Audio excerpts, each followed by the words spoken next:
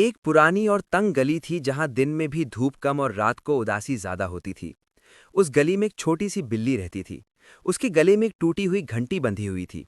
जब वो चलती, घंटी आवाज नहीं करती थी, बिल्कुल उसकी जिंदगी की तरह, खामोश और अकेली। रोज सुबह वो खाने की तलाश में निकलती, कभी कचरे के डब्बों के पास, कभी दुकानों के बाहर।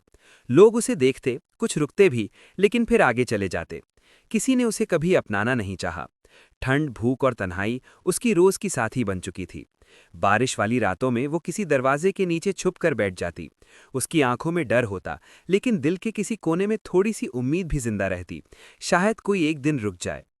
एक सुबह वो इतनी थकी हुई थी कि एक छोटी सी दुकान के बाहर बैठ गई। उठने की हिम्मत भी नहीं रही थी। तभी एक बुजुर्ग आदमी वहां रुक गया। उसकी आंखों में सुकून और चेहरे पर नरमी थी।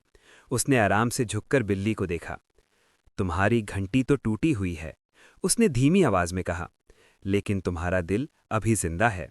बिल्ली पहली दफा भागी नहीं, उसने सिर्फ अपनी बड़ी बड़ी आंखों से उस आदमी को देखा। आदमी ने उसे थोड़ा सा खाना दिया और प्यार से उसका सर सहलाया। वो पल बिल्ली की जिंदगी का पहला सुकून भरा लम्हा था। वो बुजुर्ग आदमी उसे अपने घर ले गया।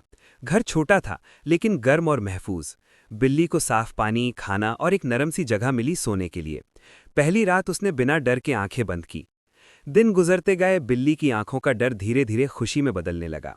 उसके जिस्म पर वापस ताकत आ गई। एक दिन बुजुर्ग आदमी उसके लिए एक नई चमकती हुई घंटी लेकर आया और उसे प्यार से उसके गले में पहना दी। अब जब वो चलती, घंटी की मीठी आवाज पूरे घर में गूंज उठती। वो आवाज सिर्फ घंटी की नहीं थी, वो आवाज थी एक नई जिंदगी की। आज वो बिल्ली खिड़की के पास बैठकर धूप में लेटी होती है। उसकी आंखों में अब डर नहीं, सिर्फ सुकून और खुशी है।